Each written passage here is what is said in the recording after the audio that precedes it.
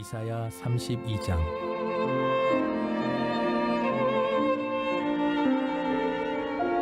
보라, 장차 한 왕이 공의로 통치할 것이요 방백들이 정의로 다스릴 것이며, 또 그 사람은 광풍을 피하는 곳, 폭우를 가리는 곳 같을 것이며, 마른 땅의 냇물 같을 것이며, 곤비한 땅의 큰 바위 그늘 같으리니, 보는 자의 눈이 감기지 아니할 것이요 듣는 자가 귀를 기울일 것이며, 조급한 자의 마음이 지식을 깨닫고 어눌한 자의 혀가 민첩하여 말을 분명히 할 것이라. 어리석은 자를 다시 존귀하다 부르지 아니하겠고, 우둔한 자를 다시 존귀한 자라 말하지 아니하리니, 이는 어리석은 자는 어리석은 것을 말하며 그 마음에 불의를 품어 간사를 행하며 패역한 말로 여호와를 거스르며 줄인 자의 속을 비게 하며 목마른 자에게서 마실 것을 없어지게 함이며, 악한 자는 그 그릇이 약하여 악한 계획을 세워 거짓말로 가련한 자를 멸하며, 가난한 자가 말을 바르게 할지라도 그리 함이거니와, 존귀한 자는 존귀한 일을 계획하나니 그는 항상 존귀한 일에 서리라. 너희 안일한 여인들아, 일어나 내 목소리를 들을지어다. 너희 염려 없는 딸들아, 내 말에 귀를 기울일지어다. 너희 염려 없는 여자들아, 1년 남짓 지나면 너희가 당황하리니, 포도 수확이 없으며 열매 거두는 일이 이르지 않을 것임이라. 너희 안일한 여자들아, 떨지어다. 너희 염려 없는 자들아, 당황할지어다. 옷을 벗어 몸을 드러내고 배로 허리를 동일지어다. 그들은 좋은 밭으로 인하여 열매 많은 포도나무로 인하여 가슴을 치게 될 것이니라. 내 백성의 땅에 가시와 찔레가 나며 희락의 성읍 기뻐하는 모든 집의 날이니, 대저 궁전이 폐함바되며 인구 많던 성읍이 적막하며 오벨과 망대가 영원히 구렬이 되며 들나귀가 즐기는 곳과 양떼의 초장이 되려니와, 마침내 위에서부터 영을 우리에게 부어주시리니 광야가 아름다운 밭이 되며 아름다운 밭을 숲으로 여기게 되리라. 그때에 정의가 광야에 거하며 공의가 아름다운 밭에 거하리니, 공의의 열매는 화평이요 공의의 결과는 영원한 평안과 안전이라. 내 백성이 화평한 집과 안전한 거처와 조용히 쉬는 곳에 있으려니와, 그 숲은 우박에 상하고 성읍은 파괴되리라. 모든 물가에 씨를 뿌리고 소와 나귀를 그리로 모는 너희는 복이 있느니라. 오늘도 이 폭염 가운데서도 하루의 첫 시간 주님 품에 나온 여러분 모두를 주님의 이름으로 축복하고 또 환영합니다. 오늘 이 이사야 32장 말씀 보게 되면 오실 메시아, 이 메시아에 관한 그런 놀라운 예언의 말씀이 이사야 32장에 기록되어 있는 것을 보게 됩니다. 특별히 그 오실 메시아, 그 주님께서 어떤 분이신가 라고 하는 것이 주님 오시기 700년 전에 이미 이사야 선지자를 통해서 계시된 거죠. 오늘 2절 말씀이 그 말씀의 한 자락인데, 우리 2절 말씀 다시 한번 함께 읽어봅니다. 또 그 사람은 광풍을 피하는 곳, 폭우를 가리는 곳 같을 것이며, 마른 땅에 냇물 같을 것이며, 곤비한 땅에 큰 바위 그늘 같으리니. 아멘. 자, 오실 메시아, 오실 주님, 어떤 분이실까? 이렇게 비유를 통해서 우리 가운데 잘 소개해 주고 있어요. 첫째는 강풍을 피하는 곳과 같을 것이다 라고 하는 그런 말씀입니다.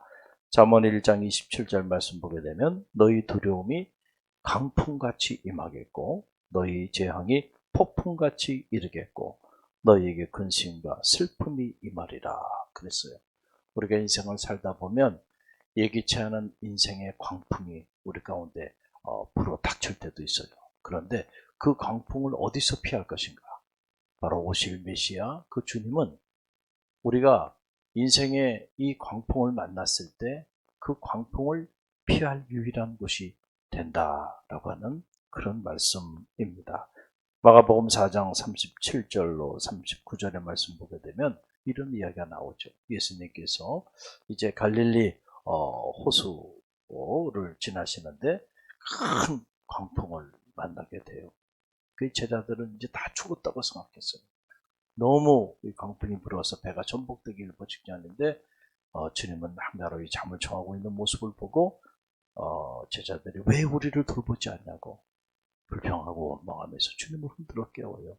그때 주님께서 제자들을 향해서 말씀하는 너희가 왜 이렇게 놀라느냐, 왜 이렇게 무서워하느냐, 그러면서 바람과 그 파도를 잠잠케 하셨는 그런 기사가 나와요. 주님이 말씀 한마디 하시니까 그 죽음의 강풍이 말이죠, 한순간에 잠잠게 되는 역사가 나타나게 돼요. 인생을 살다 보면 이런저런 광풍을 만나죠. 그러나 두려워할 필요가 없다. 주님께서 그 광풍을 피해갈 수 있는 유일한 곳이 된다는 것. 피난처 되어주시는 주님. 오늘 이 새벽에도 그 주님으로 인해서 광풍을 넉넉히 이기는 주의 종들이 되시길 바라고요. 또 하나 주님은 어떤 분이실까? 오늘 말씀 보게 되니까 폭우를 가리는 곳이다 라고 하는 거예요. 여러분, 폭우를 가리우는 것. 시편 62편 5절로 8절 말씀 보게 되면 나의 영혼아 잠잠히 하나님만 바라라. 물은 나의 소망이 그로부터 나오는도다. 오직 그만이 나의 반석이시요 나의 구원이시요 나의 요새이시니 내가 흔들리지 아니하리로다. 나의 구원과 영광이 하나님께 있으며 내 힘의 반석과 피난처도 하나님께 있도다. 백성들이 시시로 그를 의지하고 그의 앞에 마음을 토하라. 하나님은 우리의 피난처이시도다. 그랬어요. 자, 이 피난처 되어주시는 하나님, 반석이 되어주시는 하나님, 그 하나님께서 계시하실 그 메시아, 그 주님은 어떤 분이신가? 우리가 인생을 살다 보면 예기치 않은 폭우를 만나게 되는데 그때 그 폭우를 피할 수 있는 것. 여러분, 소나기를 만나면 피하는 것이 상수라 그러잖아요. 괜히 소나기에 맞서지 마시길 바랍니다. 그때는 잠시 소나기를 피해가는 지혜가 필요해요. 또 폭우가 막 몰아치게 되면 그 폭우로 인해서 산사태도 일어나고 우리의 삶의 터전이 붕괴되어지는 것을 보게 되죠. 그런데 우리가 말씀을 보면 주님께서 우리 인생을 두 종류의 인생으로 비유한 거예요. 모래 위에 지은 집이 있고 반석 위에 지은 집이 있다. 그런데 이 모래 위에 짓는 집은 짓는 건 쉽게 집니다. 그런데 이제 막 폭우가 한 번 오면은요, 한순간에 흔적도 남지 않고 사라져버리고 말아요. 그런데 반석 위에 지은 집은 어떨까요? 아무리 강풍이 불고 폭우가 온다 할지라도요, 흔들리지 않아요. 끄떡없습니다. 우리가 주님 안에 거하고 주님 우리 안에 거할 때 우리 인생도 마찬가지. 그 어떤 광풍이 불고 그 어떤 폭우가 내린다 할지라도 여러분의 인생의 집이 무너지지 않게 될 줄로 믿습니다.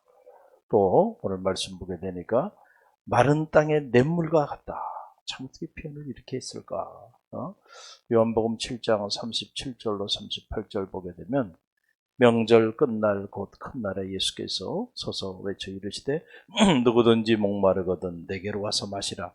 나를 믿는 자는 성경의 이름과 같이 그 배에 생수의 강이 흘러넘치리라.